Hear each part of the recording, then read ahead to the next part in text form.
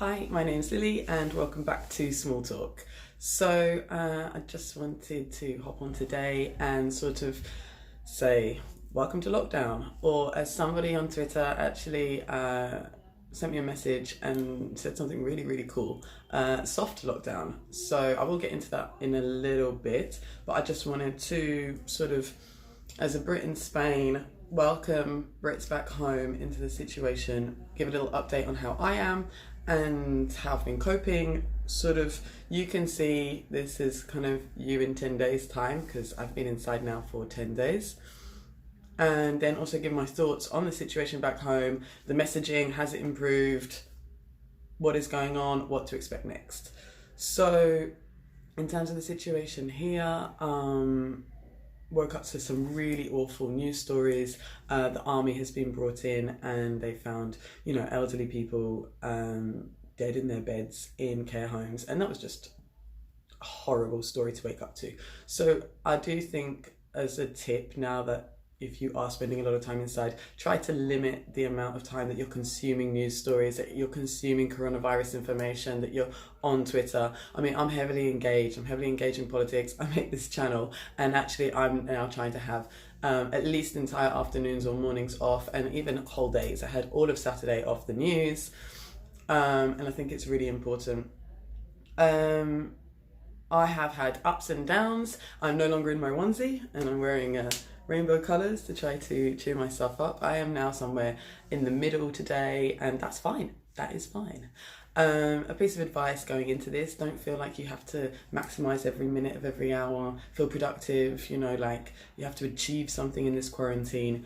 Getting through it and not passing coronavirus onto your fellow members of the public is an achievement. It's the best thing you can do. Just getting through this, looking after your mental health, keeping your loved ones safe and keeping the general community safe is your job.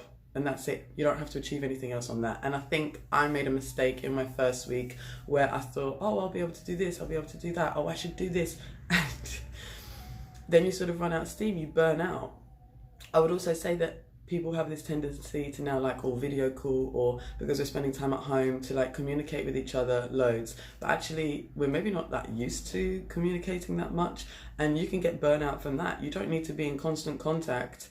You wouldn't be doing that if you're at work or living your normal life. So try to, take it easy and have a break as well. And some days, if you wake up and you feel like, what am I getting up for? That's normal. Stay in bed, cry a bit. It helps. Developments for me and in my life, I have developed, I think yesterday I developed a cold sore in my nose. And today it has grown into a family of about 4 or 5 cold sores. So I feel disgusting and crusty. But I may be far from my family, but I have a family of cold sores in my nose. It's also springtime outside, so I'm getting all the allergies of spring without enjoying the springtime. So that is hilarious. Yesterday I went to the supermarket to buy some essentials. So yeah, treat yourself. This could be a long run. We don't need to achieve anything special. We just need to look after ourselves and other people, and that's important to remember. Oh, also, I removed all push notifications from my phone. So now I don't actually get any notifications. I just have it on loud in case anyone needs to call me. And then I just check WhatsApp, or I check Instagram, or I check Twitter when I feel like it. And I think I would advise people to do that, because otherwise it just colonizes all your time. And it's not like you need to be productive, but you also don't need to be under siege from constant messaging and Twitter updates. Okay, into what's happened in the UK. So yesterday I was watching the press briefing, well, not the press briefing, it was direct to the nation delivery of Boris Johnson. And I have to say, for the first time, it seemed like he struck the right tone on coronavirus.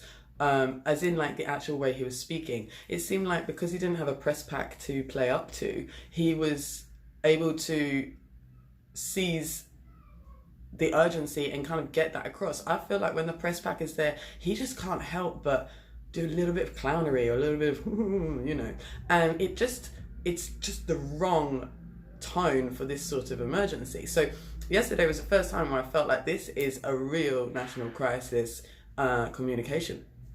So well done, finally.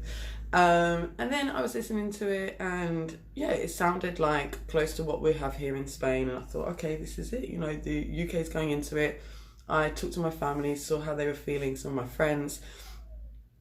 But then I've woken up today and I'm looking at all the information online. I watched the Michael Gove interview on GMB, Good Morning Britain, car crash, and then he did make it a little bit better on BBC, and you know, he's the one that's been wheeled out to clear everything up, because overnight loads of employers told their employees that they class themselves as essential businesses. I mean, I love that, don't you? But you know what, this actually, we could have predicted it, because as usual, even though this is a lockdown, as that person on Twitter said, a soft lockdown, because there's a huge vacuum of interpretation here. I mean, what is essential business? Why are we not having a list, you know, of what's going on? So Mike Ashley of Sports Direct, I'm going to say it, I detest that man. He said that Sports Direct is essential business. Now, I love trainers. I absolutely love trainers, but they are not essential business. So he was calling his workers in, and Michael Gove was asked today, is that essential business? He went, no, and they should. Now, I have a real problem with this idea of keeping on saying should. That's still advisory. And he kept on saying people have very clear guidelines. Guidelines is a different thing to rules. I also want to talk about construction workers. Obviously, that's been something that is, again, up for interpretation. So he says if you're working on site, you can still go there. If you're working from home, you don't have to. Construction workers working from home, okay. But then that leaves, what about people working on somebody's conservatory? What about people, you know, paving a driveway or whatever? What about plumbers? What about all of these other areas? I just feel like the guidelines are still not strict enough. They're still not clear enough. And the interpretation is dangerous. Even the construction industry has reached out and said, we need firm clarity to know what we're supposed to do. So, furthermore, it was something like 2 people allowed to go out at a time. You can still go to do sport, but like once a day. Well, how are the police supposed to know if you've been once or twice a day? Is this going to be policed? It seems like the police thing was something to say in the press conference, but if you are threatening people with a £30 fine, here it's €100 and the possibility of prison. If you're threatening people with a £30 fine that could be enforced, that again is not strong enough messaging, but it's a huge improvement on where we've been. So when people are hearing about they can go and do sport, people are asking, does going to my allotment count as doing sport? Apparently yes, you can go and tend to your allotment. Golf, somebody asked, what about going and playing golf? Michael Gove had to say it's, you know, running, jogging, walking, cycling. These are the ones. Then people are saying, how long? How long can I go for a run for? This is legitimate. Here, we're allowed to walk the dog. I think it's between 200 meters of our apartment. You're allowed to go to your nearest supermarket. So you know, you're not really allowed 100 or 200 meters away from your address. If the police find you 100, 200 meters away from your address, they can ask adequate questions and you'll be given a fine. I know somebody who actually works in waste management, and he had to go to his job to check that everything's being done properly early in the morning, and when he came back he didn't have his hours, and the police stopped him and they fined him on the spot. So now his work has to appeal that, but that's how the enforcement is going here. In Greece, you have to fill out a form anywhere you're going, and you have to send a text message or phone somebody to let them know that you're leaving the house. That is the sort of emergency measures that we need. Sorry, I got a hair in my eye. So, I don't know, today I just feel like so much is up for interpretation that really the UK is not in lockdown, it's in advisory lockdown. Or as my friend on Twitter so perfectly said, soft lockdown. Soft Brexit, hard Brexit, soft lockdown, hard lockdown. Why in the UK are we just so like this? Anyway, how far from home? How long? Once a day. And also, why going 2 at a time? Here, we're not allowed to be in a car, more than one of us, because that doesn't mean it's an emergency journey. You have to go to the supermarket 1 at a time. Talking about supermarkets, presenters brought up I have to say that GMB and BBC did a great job today interviewing Gove. They really did a public service. They asked the questions that needed to be asked. They they seemed to have so much empathy for the nation and what people were going through in the uncertainty. And to be honest, I think that they did miles better than the top political editors of these stations, you know, like Peston and stuff like that. I don't think they have really been grilling in the same way, but that's something else. So yeah, back to supermarkets. You're told social distancing is 2 meters, but in the supermarkets, it looks like there isn't queue management. Now here, when I go to my supermarket, I'm not allowed in. There's a man outside controlling how many people are going in and out and managing the queue outside. So we are 2 meters apart outside the supermarket. Whereas I have seen images of huddling, and, you know, Piers Morgan brought up some pictures today of that as well. But govt responded and said, no, the guidance is clear, it's 2 meters, and in my local Tesco, people were really respecting it, blah, blah, blah. Yeah, okay, but guidance, stop saying it. This is a rule. This is life and death. It's life and death. It doesn't get more serious than this.